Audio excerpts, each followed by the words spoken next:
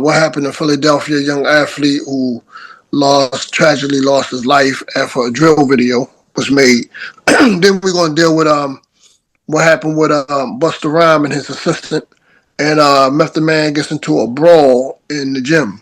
Then we probably briefly talk about Trump and the Palestinian and Israel conflict that ended, on something informational, not a bunch of nonsense. Um, yeah.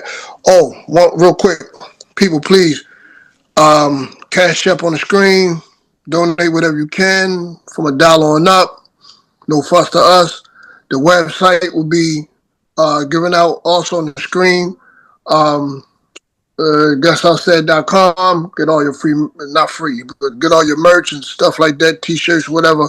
Holler at us about that. What else, fellas? I'm missing out. That's it for now. Get the show on the road. Oh, make sure you click that like, subscribe, and share, please. All right, let's deal with Noah Scary. If I'm pronouncing his name right, young basketball athlete in Philadelphia, was about to go to was projected to go to a D1 college.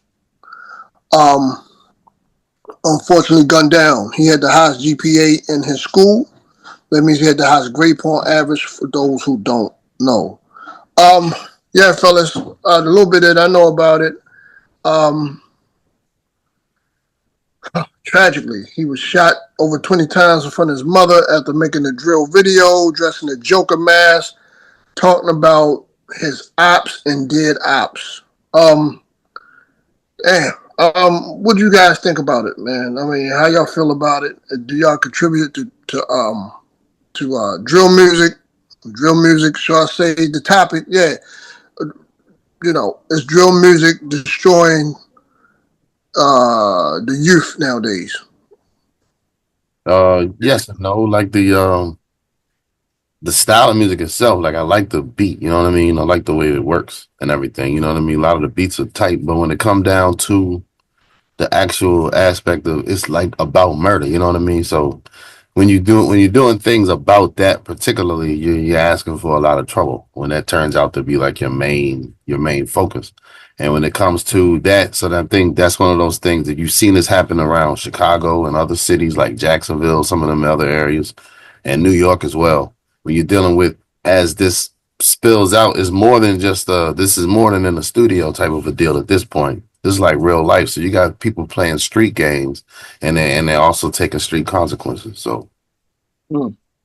I'm surprised to hear about this in Philadelphia, man. Because when you hear about the music scene, last thing come to your mind is drill music. Real talk. I didn't even know they had some type of movement in Philly as far as drill, but I guess just like anything, music spreads out abroad.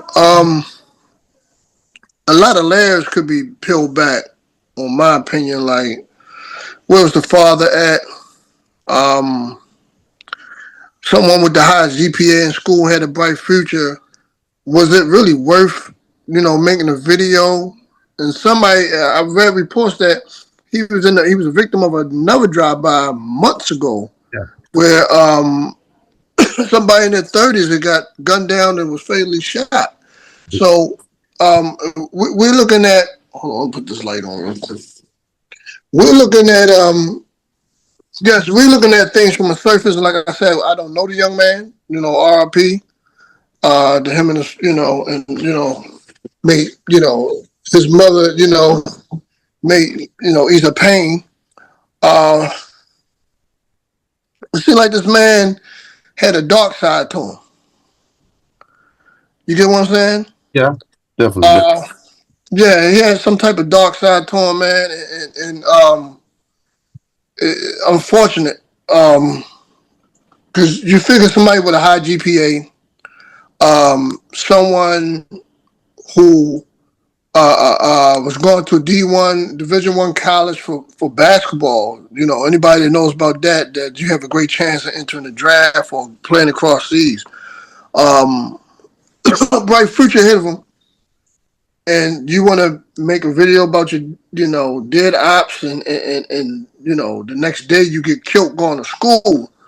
It makes think that that it's more than meets the eye in this case, and this young man, unfortunately, has some type of there's another side to the story. It's not like a victim's case where he had a clean record and stuff like that. Good kid in a mad city. It was the total opposite. He was just hanging out with the wrong crowd and got caught up in the madness.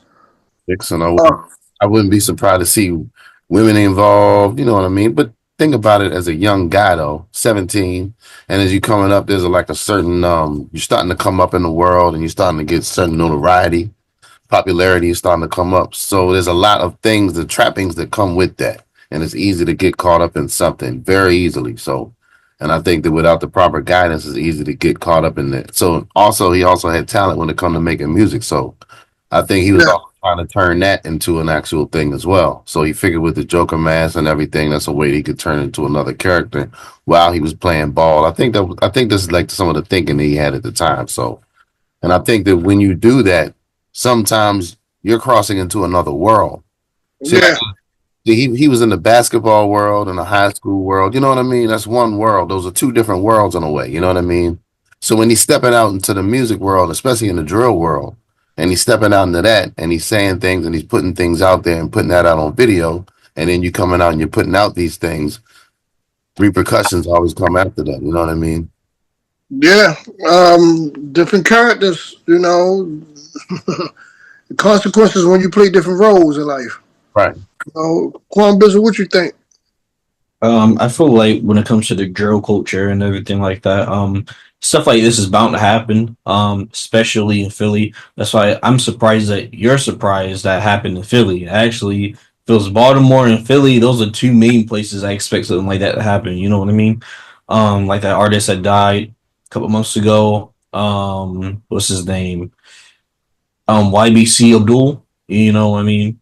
The drill rapper that got gunned down. So there's a whole big thing in Philly with the drill scene in the whole 9 yards with that music. You know what I mean? To be honest, I would argue even bigger than Chicago right now. Philly is really dangerous. Really, like in the last couple of 5 6 years, I think getting a sheet stick there is the last thing you want to do at this point. Or go into any of their neighborhoods and being a tourist. It's just sad, like like how Gov answered, and when you ask him that question, is drill, a bad thing for our youth or for Black people, in general? And I'd be like, yes, yeah, and no, because it's the same thing in the early 2000s, the same thing in the 90s, 70s, and 60s. I was having a conversation with my coworker not too long ago, and it was a joke. But I said, yeah, in the 60s and 70s, it's crazy, but they probably used to do drive-bys with slow R&B music. You know what I mean? They used to listen to slow R&B and do drive-bys or kill you while they're listening to the most, Okay. love making type music. Yeah, so but he found something on Instagram. It was like a joke about that, like how when each generation used to do drive-bys. He was, oh damn. He said, I didn't know you were like correct about that. Like, I didn't know you were right. I said, yeah, each generation has their music that influences them, right? Just not hip hop or rap. Is just music in general, right? So I feel like a lot of these young guys, were know his history if he was in the streets or not that deeply, heavily. Who knows? But I feel like music in general these days, they feel like they're a part of that war, that battle. They're a part of what's going on in the music. Just like how it was in the 90s with the West Coast and East Coast, has nothing to do with them at all. But people were choosing sides. You know what I mean? So you're gonna start seeing this. Not the only time you're gonna see that. God forbid being worse. Joey. He just dropped his diss on the West Coast. So if that kind of rises up, you're gonna see people take their sides with the East and Yeah. West. People I think commenting on drill. each other, hating on their coast. I think drill is a little bit more darker. The genre of it is a little bit more bloody and gore. And I was just briefly thinking about it. Is there any positive drill rappers out there? So I don't think, I think I that don't think, yeah, I don't think that genre was intended to be positive. You know what I mean? exactly. So that energy just brings bad energy to you, and it's just a phenomenon. Unfortunately, now with this generation of young men who has no guidance, and if they have guidance or someone trying to reach out to them, they don't want to receive it. So let's move on. R.I.P. to young Noah. Um, prayers go out to his mother because Mm. no mother deserves to see her son gunned down in front of her, regardless of the situation. Let's move on to something a little lighter. Busta Rhyme and his assistant and Method Man situation. Busta Rhyme was allegedly reported to beat up his assistant. Punches was thrown. The assistant went to the police station, filed a report on Busta Rhyme after he fled the scene, and said that Busta Rhyme laid hands on him. What do y'all think, man? Because Buster do has a history of wilding out, and yes, he does have a calm demeanor, and he's known to be peaceful but low tolerant, no nonsense. Excuse me, and Buster Rhymes. So tell me the little bit that you guys know about it. What do you think about it? Was he wrong for fleeing the scene? There's very little details known about it. What's you guys' take on that? I think that I don't know. I just think he probably snapped at the moment. You know what I mean? And Yeah, that part, make sure that he didn't keep doing more. So, and plus at the same time, he said personal assistant, and it sounded like the story is that he was upset that he was on the phone too much or something like that. So, yeah, that could have been like a little back and forth thing, some tension that had been building between the two of them, and that just came out that day. You know what I mean? So, yeah, there's a lot going on with him too, with him coming back out. Remember the story that, when he came out, he's talking about everything that was going on for the last several years. You didn't really see him in the spotlight like that. So there's a lot going on in his mind, in the middle of all this. I thought it was odd to see him doing the Christmas commercial. Did you see that? nah, you gotta send it to me, man. It was because I happened to see it I don't really be watching TV like that, but I was watching like an NFL game. And then it was like him doing a whole Merry Christmas type, like I forget who it was for. But that really threw me off seeing him doing that. He didn't look like he was really happy in that Yeah, commercial. yeah, yeah, yeah, yeah, Like, yeah, I got the bag, so I'm just gonna put this smile on. But other than that, that's about it. But I don't know. I think there's a lot going on. There's a lot going on in the entertainment industry right now. People, even the entertainment, the celebrities are not having the money that we all thought that they had right now. So yeah.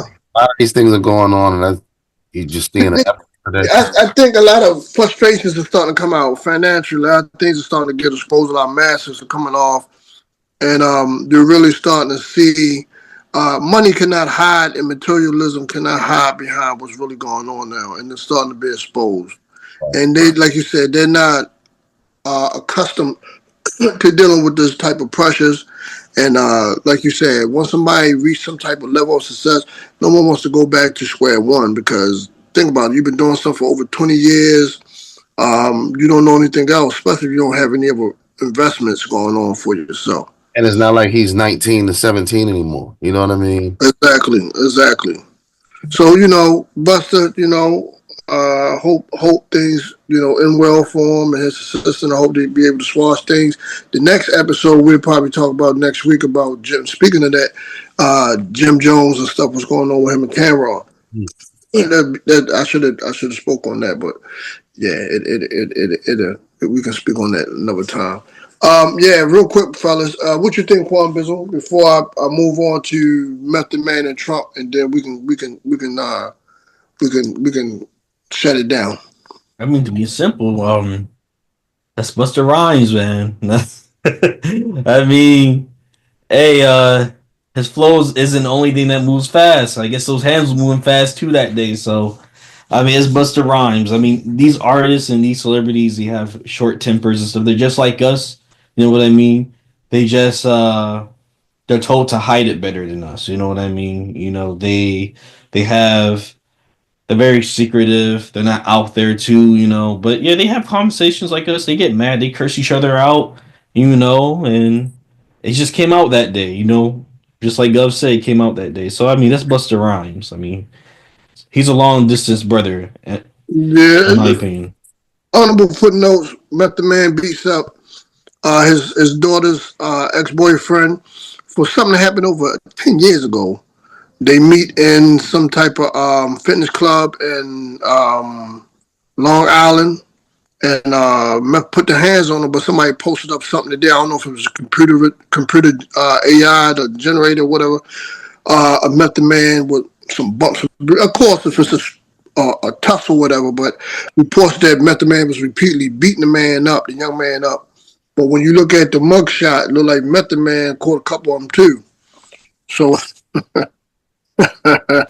um, real quick, fellas, before we end, briefly, Trump is back on the rampage again, and I'll probably talk about this another time next week at an earlier time.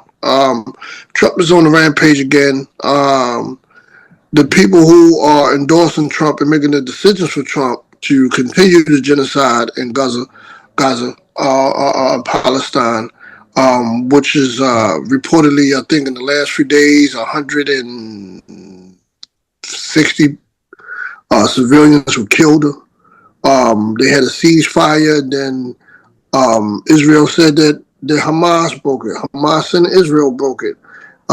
This continuous struggle goes on and on. But Trump, once he got in the chair, which is very interesting, either president was going to continue the genocide because that's what it is. They're funded by a lot of people who are allies with the Jews, Israelis. So expect more genocide to happen. We'll talk about it on the next podcast when we have more information when more information comes in, we can speak on it. But yeah, we all know that the president don't pour the cards. If anything, he's a puppet, and the people who endorse him and put money behind him is the ones that control the narrative. But I'm interested to see what the far right going to do about the situation. But when you go online, you see just as much as ignorant, bigot, and rhetoric comments by the far right party. It's gonna make us lose money at the end of the day. They're gonna do something about it because the more they pay into genocide, the more money they're gonna waste. You know what I mean?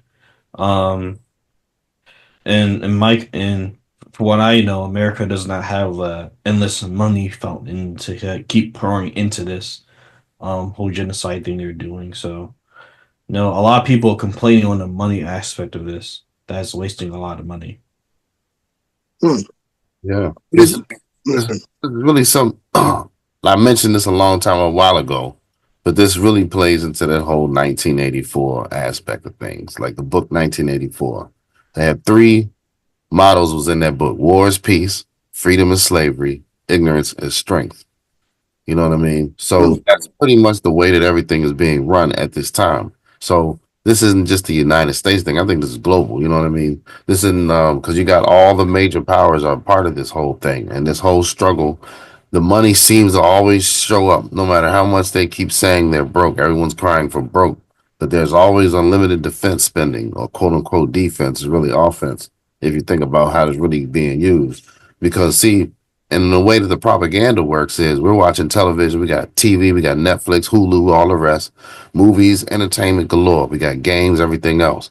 Meanwhile, we don't see anything that's going on in any of the battlefields or any of these war grounds between the Ukraine or anything out in Gaza, anywhere. We don't get to see that. All we see is we got this coming on tonight. We got another game on. NFL keeps, as that goes, we got the NFL, the NBA, the NHL. We got so many distractions that we have to go. We're comfortable. And the majority of the people that's living in the places where a lot of this money is coming from are living, quote unquote, semi comfortable lives.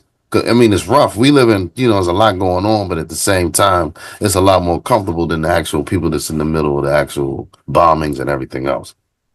facts. And to add to that, when we do comment online and stuff like that, it comes from a very ignorant standpoint and a blind standpoint because, even the people who's giving out the information, can we really trust them to a degree? You know? So because everybody, there's a lens, there's like a filter that it must come through. You know what I mean? Like this is we call this an open society, which is open compared to so many others. You know what I mean? But at the same time, when you getting on the airwaves, you got to get past the FCC and all the rest of those type of governing bodies. You know what I mean? yeah, You try to get past all of that, and you think about some of the like when they talk about oppressive regimes, they make sure that whatever comes out on the actual airwaves is what they actually permit.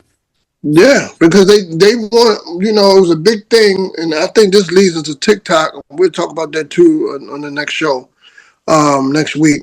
How TikTok was a prime force against Israel, and people waking up and going against Israel. And now you're seeing TikTok on its way out. And they're saying Trump has the power to extend TikTok. He said, You know, which so is yeah, and you see now that what happened in New Orleans. Allegedly, there was a man who military here and supposedly had some Islamic background and was and influenced by ISIS, who we know that was created by America. Um, he's more on TV more than the guy who shot Trump in the ear. exactly, and they all of a sudden know so much more information, and we still About ain't him. right. Yeah. They scoop the other Yeah. guy.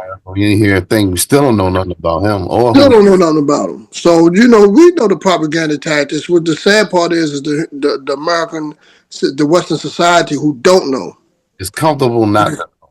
It feels better not to. It feels better. It can't be that they doing this. You know what I mean? And real quick before we leave, man, shout out to President Ibrahim over in Africa doing big moves. I heard that they won their independence back, got their gold and diamond mines back, from what I understand. And you got Sucker Gaza, right? I mean, not Gaza, screaming. You got Sucker. Can't think of the country right now, but you always got coons in Is the it middle. Haiti or something? No, it's not. It's in Africa. Burkina Faso. Ghana. Wow. Oh, the one that just got He up there snitching. not I'm gonna see you the footage. That's why I say next week we really gotta dig in, man. Because next we got some stuff to tell next week, man. They up there giving information to these. It's on YouTube, sitting across these